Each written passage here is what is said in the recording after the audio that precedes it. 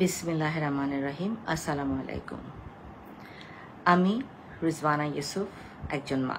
আজকে আপনাদের সামনে আমি একজন মা হিসেবে প্রথমবারের মতো আসলাম। আমার ছেলেকে আপনারা সবাই চিনেন, ফারাজ করিম চৌধুরী, যাকে আপনারা মানবতার ফেরিওয়ালা বলেন আপনারা নিজেদের ভালোবাসার থেকে। আজকে জাতির এই সংকটজনক মুহূর্তে আমার ছেলে চুপ, এটার কারণ মা হিসেবে আমি অন্তত জানি।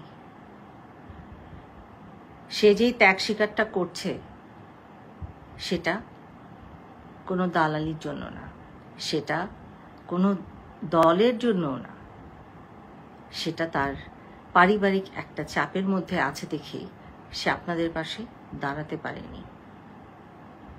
কিন্তু সে মন প্রাণ দিয়ে যতটুকু পারছে কাজ করে যাচ্ছে, চেষ্টা করছে যাদেরকে ধরে নিয়ে যাওয়া হয়েছে তাদেরকে যদি ছাড়ানো যায়।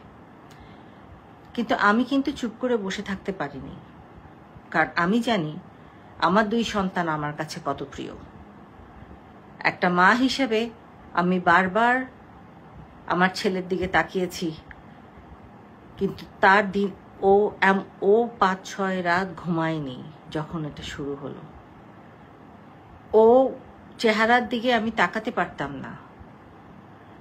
আমি মা হিসেবে কিরকম একটা সংকটময় অবস্থানে দাঁড়িয়ে আছি সেটা গত কিছুদিন ধরে আমরা সবাই পরিবারে সেটা এটার ভিতর দিয়ে যাচ্ছি। কিন্তু আজকে না আর চুপ থাকতে পারলাম না, আর ভয় আমার লাগছে না। আজকে আমি আমার ছেলের জন্য আপনাদের কাছে ক্ষমা চাচ্ছি।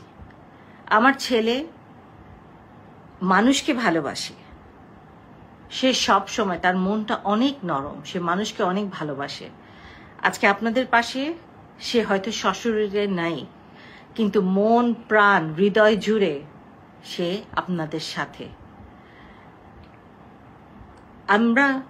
আমি আমার ছেলে হয়ে আমি লজ্জিত, আমি আজকে লজ্জিত বলছি নিজেকে, মা হিসেবে আমি লজ্জিত আপনাদের সন্তানকে সাথে আমার ছেলেকে পাঠাতে পারিনি। অনেকে হয়তো বলছেন যে আমার ছেলে গেলে চিটাগংয়ের হয়তো কোনো ছেলের গায়ে গুলির আঁচড়টাও লাগতো না। আমি তাদের কাছে মাফ চাচ্ছি, সেই মাদের কাছে আমি মাফ চাচ্ছি, যদিও আমি জানি যে সন্তান হারানোর মতো কষ্টের এর থেকে ভারী আর কিছু নেই।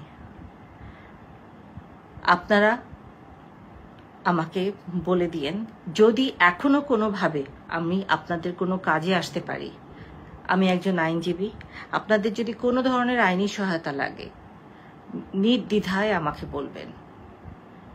আমি আজকে প্রথমবারের মতো আমার ছেলের সাথে আপনাদের সামনে এসে দাঁড়িয়েছি, একজন অপরাধী মা। সেই সব মায়ের আমি অপরাধী যে যারা তাদের সন্তান হারিয়েছেন। আমি জানি না উপরওয়ালা আমাকে মাফ করবেন কিনা, কিন্তু আমি আপনাদের কাছে আমার ছেলের হয়ে মাফ চেয়ে নিচ্ছি। আপনাদের কাছে আমি করজোড়ে মাফ চাচ্ছি। আমার যদি করণীয় কিছু থাকে, এক ফোঁটা যদি কিছু থাকে আমাকে বলবেন, আমি সেটা করার জান প্রাণ দিয়ে চেষ্টা করব। আমার ছেলেকে আপনারা ক্ষমা করে দিয়েন। যদি তারও কিছু এখন করার থাকে আমাকে জানান, আমি চেষ্টা করব। এই দেশ আমাদের সবার। আমরা এই দেশকে বাঁচানোর জন্য একবার না বারবার আমরা যুদ্ধ করেছি। 90-র আন্দোলন আমার মনে আছে, এই 2024-এর আন্দোলন আমাকে 90-র আন্দোলনের সেই স্মৃতিগুলো আবার জানাচ্ছে। ছাত্রছাত্রীরা হচ্ছে দেশের ভবিষ্যৎ, তাদেরকে প্রোটেকশন দেওয়া আমাদের কাজ, তাদের সাথে লড়া আমাদের কাজ না। আপনাদের কাছে এটাই আজকের জন্য আমার অনুরোধ। আপনারা আমাকে জানাবেন, ভালো হোক মন্দ হোক আমরা এই দেশেরই মানুষ।